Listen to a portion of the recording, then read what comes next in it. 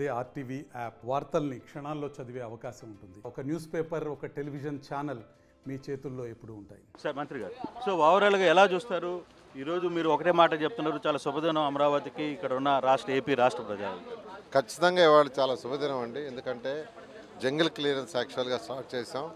ఎందుకంటే గత 5 సంవత్సరాల్లో వైఎస్ఆర్సీపీ ప్రభుత్వం ఇక్కడ టోటల్గా అసలు నిర్విరామం చేసింది. 3 ముక్కలు ఆటాడి వైజాగ్ అని, కర్నూలు అని, అమరావతి అని. అయితే ఈ ఏరియా మొత్తం ఈ మధ్య సీఎం గారు విజిట్ చేశారు. సీఎం గారు విజిట్ చేసినప్పుడు టోటల్ జంగిల్ క్లియరెన్స్ చేయమని యాక్చువల్గా ఆదేశించారు. ఎందుకంటే ఎక్కడ ఎవరి ప్లాట్లు ఉన్నాయో తెలియదు.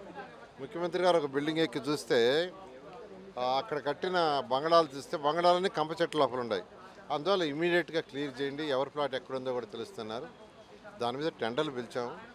టెండర్లు 36.5 కోట్లతో పిలవడం జరిగింది. ఈరోజు వర్క్ స్టార్ట్ చేసాం. నిజంగానే ఈరోజు చాలా శుభదినం. వర్షం కూడా వస్తుంది. 1 మంత్లో ఖచ్చితంగా ఈ పని పూర్తి చేసి తర్వాత మిగతా పనులన్నీ కమిటీలు వేస్తున్నాం. కమిటీలు రాగానే దాని మీద యాక్షన్ తీసుకొని ముందు పోవడం జరుగుతుంది. చాలా భవనాలు 40%, 60%, 80% వరకు కంప్లీట్ అయ్యి అక్కడే ఆగిపోయిన పరిస్థితి. నిన్న కమిటీలు వచ్చారు, నిపుణుల బృందాలు వచ్చారు, వాళ్ళు ఏం చెప్తారు? అంటే వాళ్ళు ప్రిలిమినరీగా యాక్చువల్గా రిపోర్ట్ ఇంకా ఇవ్వలేదండి. రిపోర్ట్ రాగానే ఏం చేయాలో ముందు పోవడం జరుగుతుంది. సార్ ఎంతవరకు ఇప్పటి లోపల తిరిగి ఈ అమరావతిని ఒక దిశానిర్దేశానికి తీసుకురావాలని టైం బౌండ్ ఏమైనా పెట్టుకున్నారా? అంటే యాక్చువల్గా 4 months స్టడీ అని పెట్టుకున్నామండి. స్టడీ జరుగుతుంది. మరొక 2 నెలలు దీని మీద స్టడీ చేయాలి. ఎందుకంటే వేసిన కమిటీలు రిపోర్ట్ ఇవ్వడానికే ఒక 1 month పడుతుంది. ఆ తర్వాత మళ్ళీ టెండర్లు పిలవాలి. అందువల్ల ఒక 4 months స్టడీ అండ్ టెండర్స్ అనుకున్నాం. 4 months అవుతానే వర్క్ టేకప్ చేస్తాం.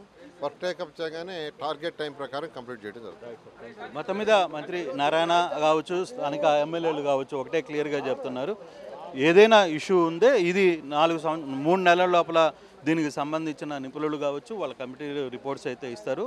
ఫర్దర్గా అనుకున్న టార్గెట్ని ఏదైతే 3 సంవత్సరాలు 4 సంవత్సరాల టార్గెట్ అనుకుంటాం దాంట్లో అమరావతి నిర్మాణాన్ని పూర్తి చేసే బాధ్యత ఈ ప్రభుత్వం తీసుకుంటుందని మంత్రి నారాయణ చెప్తున్నారు. Photo studio.